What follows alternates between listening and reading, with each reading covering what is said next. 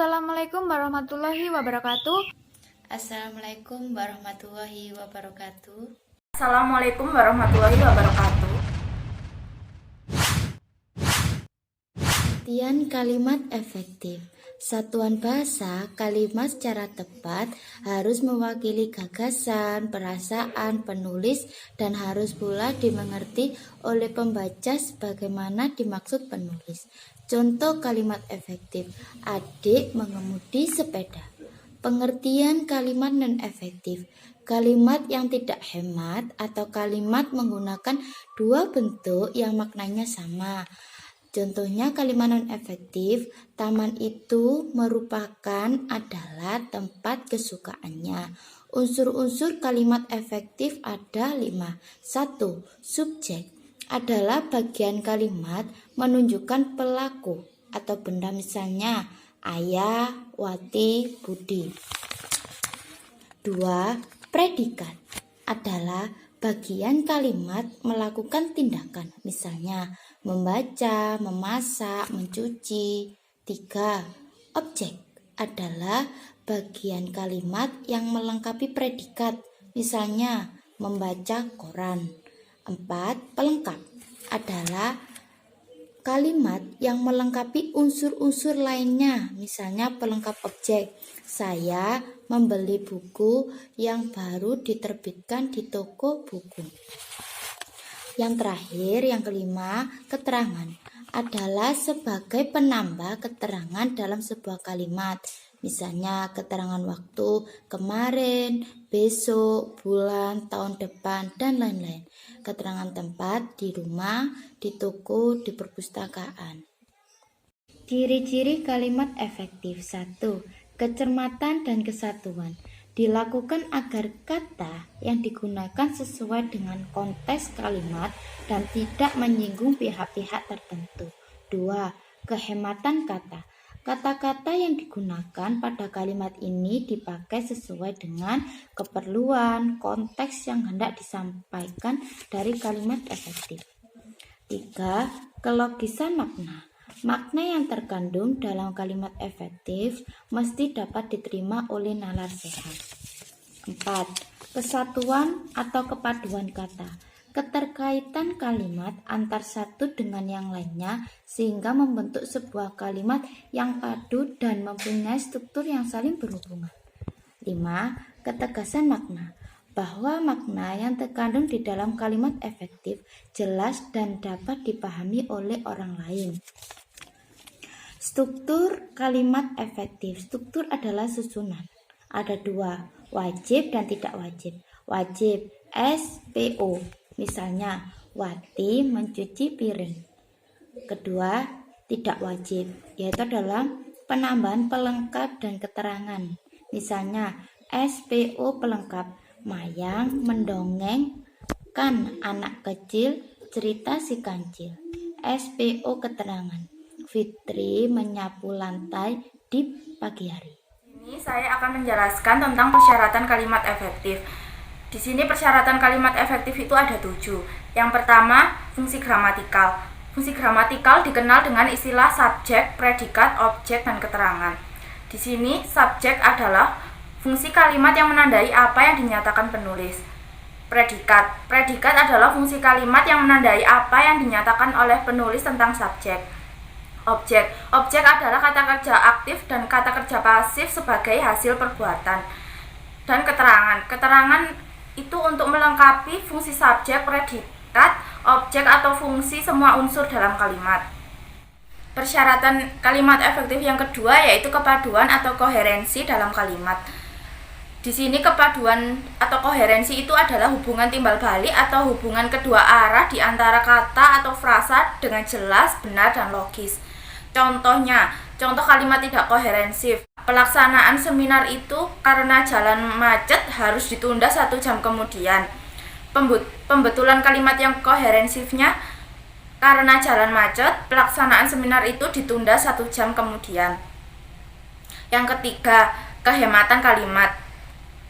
Kehematan kalimat adalah penulisan kalimat yang langsung menyampaikan gagasan atau pesan kalimat secara jelas, lugas, dan logis. Contoh, Dalam ruangan ini kita dapat menemukan barang. Barang tersebut antara lain seperti meja, kursi, buku, lampu, dan lain-lain. Kalimat tersebut merupakan contoh kalimat yang tidak memperhatikan kehematan bahasa. Nah, di sini perbaikan kalimat yang memperhatikan ekonomi bahasa. Dalam ruangan kita dapat menemukan meja, kursi, buku, lampu. Yang keempat, persyaratan kalimat efektif yang keempat adalah penekanan. Penekanan itu adalah upaya penulis untuk memfokuskan kata atau frasa dalam kalimat. Penekanan dapat dilakukan dengan kalimat lisan dan tulis.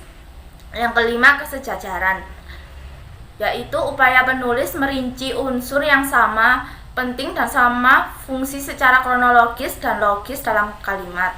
Yang keenam, kevariasian, yaitu upaya penulis menggunakan berbagai pola kalimat dan jenis kalimat untuk menghindari kejenuhan atau kemalasan pembaca terhadap teks karangan ilmiah. Yang ketujuh, yaitu penalaran. Penalaran adalah hal yang diutamakan adalah proses berpikir logis dan bukan dengan perasaan atau bukan pengalaman. Perkenalkan, nama saya Natasha Verorika Ananda.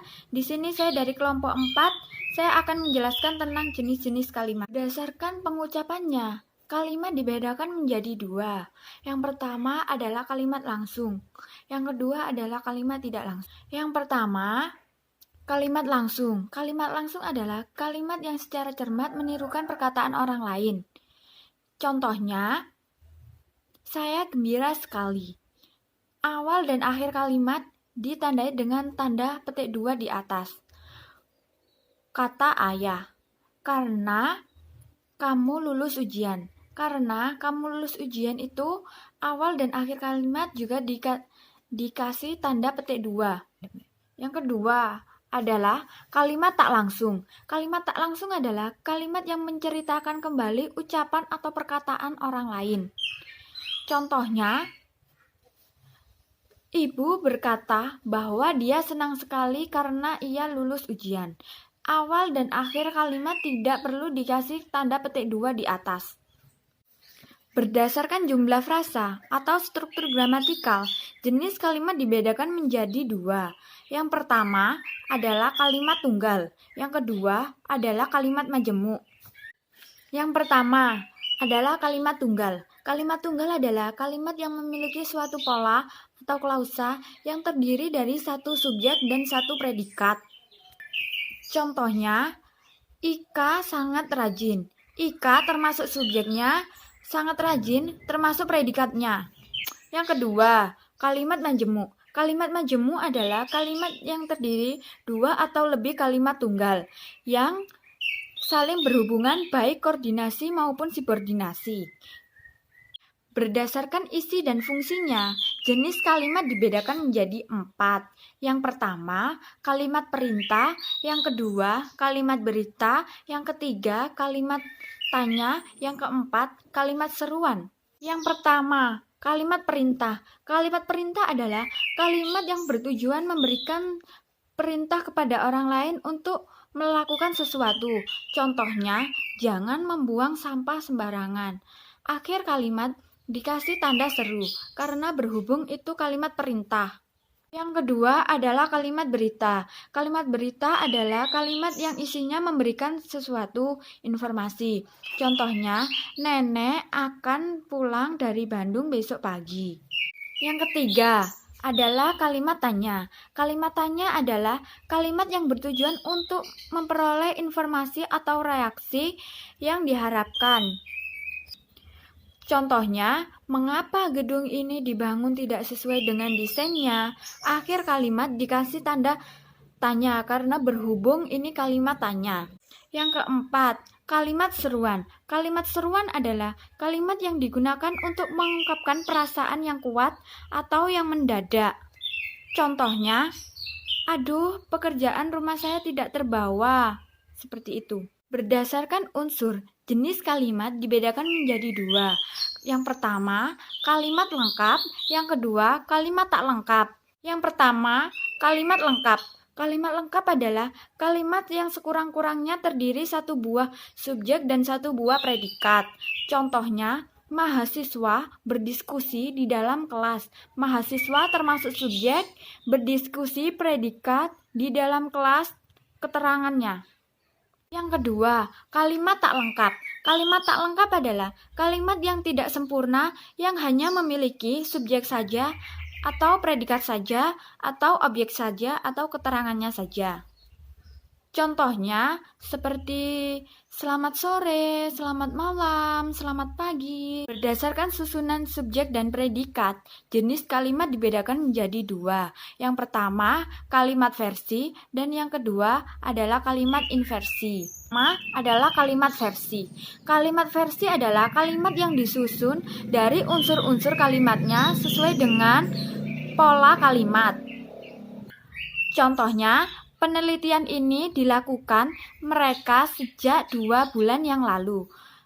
Penelitian ini termasuk subjeknya, dilakukan termasuk predikatnya, mereka adalah objeknya, sejak 2 bulan yang lalu itu termasuk keterangannya. Yang kedua adalah kalimat inversi. Kalimat inversi adalah kalimat yang predikatnya mendahului subjeknya. Contohnya, ambilkan koran di atas kursi itu. Ambilkan termasuk predikatnya, koran di atas kursi itu termasuk subjeknya. Berdasarkan bentuk gaya penyajiannya atau retoriknya, jenis kalimat dibedakan menjadi 3. Yang pertama adalah kalimat yang melepas, yang kedua adalah kalimat yang klimaks, yang ketiga adalah kalimat yang berimbang. Yang pertama adalah kalimat yang melepas. Kalimat yang melepas adalah kalimat yang disusun dengan diawali oleh unsur utama atau induk kalimat dan diikuti oleh unsur tambahan atau anak kalimat. Contohnya, saya akan dibelikan Vespa oleh ayah jika saya lulus ujian. Yang kedua adalah kalimat yang klimaks. Kalimat yang klimaks adalah kalimat yang disusun dengan diawali anak kalimat dan diikuti oleh induk kalimat. Contohnya, karena sulit kendaraan, ia datang terlambat ke kantornya. Yang ketiga adalah kalimat yang berimbang. Kalimat yang berimbang adalah kalimat yang disusun dalam bentuk kalimat majemuk setara dan kalimat majemuk campuran. Contohnya, jika stabilitas nasional mantap, masyarakat dapat bekerja dengan tenang dan beribadah dengan leluasa. Kan subjeknya, jenis kalimat dibedakan menjadi 2. Yang pertama, kalimat pasif dan yang kedua, kalimat aktif. Pertama, kalimat pasif. Kalimat pasif adalah kalimat yang subjeknya dikenai dengan pekerjaan atau tindakan. 2. Adalah kalimat aktif. Kalimat aktif adalah kalimat yang subjeknya melakukan suatu pekerjaan atau tindakan. Contohnya, mereka akan berangkat besok pagi. Seperti itu.